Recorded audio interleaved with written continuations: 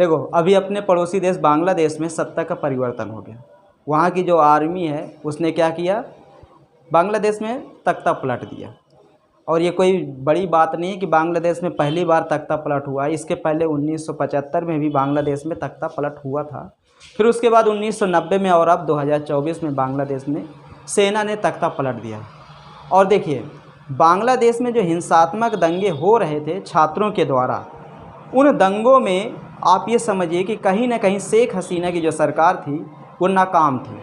और इसी नाकामी का जो नतीजा निकला, वहाँ की सेना ने सीधा क्या किया कि पूरी तरह तख्ता पलट करके और शेख हसीना को मात्र 45 मिनट का समय दिया गया। वहाँ के जो आर्मी चीफ थे बांग्लादेश के, जो जनरल वक़ार जिन्हें एक नाम दिया गया है, वक़ार साहब ने कहा है शेख हसीना से कि आप ढाका छोड़ करके दुनिया के किसी भी देश चले जाइए, आपके पास ओनली 45 मिनट हैं। अब ढाका छोड़ के 45 मिनट के अंदर वो कहाँ जा सकती है? म्यांमार जा नहीं सकती, यहाँ भी आर्मी रूल है। चाइना जा नहीं सकती, भूटान जा नहीं सकती, नेपाल जा नहीं सकती, इनमें कोई दम नहीं है। तो शेख हसीना ने सीधा क्या किया, भारत के लिए रुख किया।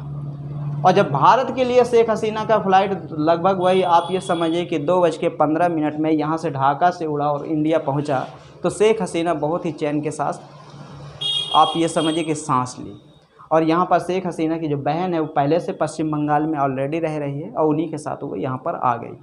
अब वहाँ के जो आर्मी चीफ हैं जनरल वक़ार, वो ये कह रहे हैं कि हम बांग्लादेश में अब नई अंतरिम सरकार का गठन करेंगे। और वो ये भी कह रहे हैं कि बांग्लादेश की जो अभी स्थिति है फ़िलहाल, इस स्थिति को हम सुधारेंगे। और एक चीज़ मैं आपको बता दूँ, अगर बांग्लादेश में सत्ता का परिवर्तन हो रहा है या बांग्लादेश में तख्ता पलट गया है, तो आप ये समझिए कहीं ना कहीं भारत के लिए एक बहुत बड़ी सरदर्दी है। भारत के लिए अब ये सरदर्दी कैसे, ध्यान से समझिए। शेख हसीना का हमेशा 90% जो झुकाव था वो इंडिया की तरफ था और 10% उसका जो झुकाव था वो चाइना की तरफ था। लेकिन जो जनरल वक़ार हैं, जो वहाँ के अभी सेना अध्यक्ष थे, और उसने तख्ता पलटा है, तो उसका जो फुल आप ये समझिए कि झुकाव है वो पूरी तरह चाइना के साथ है। क्यों? क्योंकि बांग्लादेश की सेना को चाइना से बजट मिलता है। बताया जाता है कि अगर हम बात करें दुनिया के 145 देशों की आर्मी की, दुनिया की 145 देशों की अगर हम आर्मी की बात करें, तो बांग्लादेश की जो आर्मी है वो दुनिया की 37वीं सबसे मजबूत आर्मी मानी जाती है। क्योंकि बांग्लादेश की आर्मी में आप ये समझ लीजिए कि 1,75,000 सैनिक हैं। और 1,75,000 सैनिक कम नहीं होते एक छोटे से देश के पास। और उसकी सेना का जो बजट है बांग्लादेश की, $3.2 बिलियन का बजट है। और ये कहीं ना कहीं थोड़ा नहीं होता, काफ़ी ज़्यादा होता। और अब क्या होगा कि अब इस पर इंटर करेगा चाइना, क्योंकि चाइना भारत को चारों तरफ से घेरने का फुल प्लानिंग में है। अब देखिए यहाँ पर अगर चाइना आ गया, ढाका चटगांव के पास अगर चाइना आ गया, क्योंकि सेना का शासन चलेगा और सेना कमज़ोर होती है, ये भी मैं आपको बता दूँ। सेना कमज़ोर इसलिए होती है क्योंकि सेना के पास लड़ने का तो दिमाग में आंकड़ा होता है, लड़ने का तो उसके पास दिमाग होता है, लेकिन देश को कैसे चलाया जाए, उसको उसकी अर्थव्यवस्था को पटरी में कैसे लाया जाए, वो उसके पास शायद दिमाग नहीं होता। तो वो दिमाग अगर कोई किसी से लेगा तो वो चाइना से लेगा। और चाइना यही चाहता था कि बांग्लादेश में ये चीज़ हो जाए, और वही चीज़ हो गया जिस चीज़ का डर था।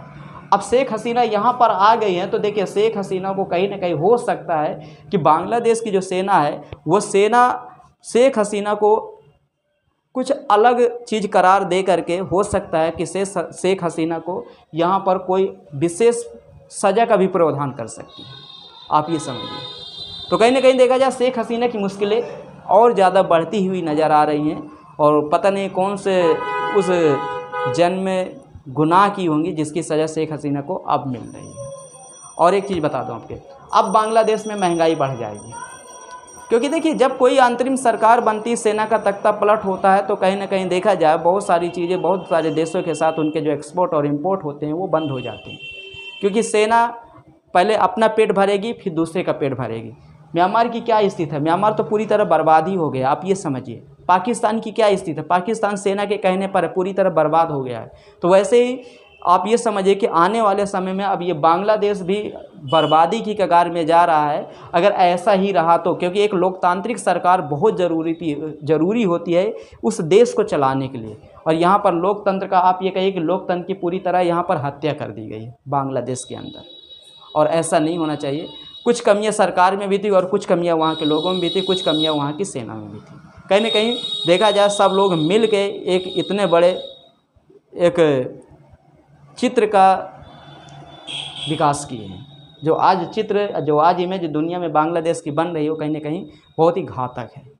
आप समझ लीजिए कि पाकिस्तान की अपेक्षा बांग्लादेश की जो जीडीपी थी वो अच्छी थी, यहाँ की प्रति व्यक्ति आय ज़्यादा पाकिस्तान के हिसाब से, लेकिन अब पाकिस्तान के बराबर हो जाएगा, इसमें कोई दो राह वाली बात नहीं। बात समझ में आई? तो ये चीज़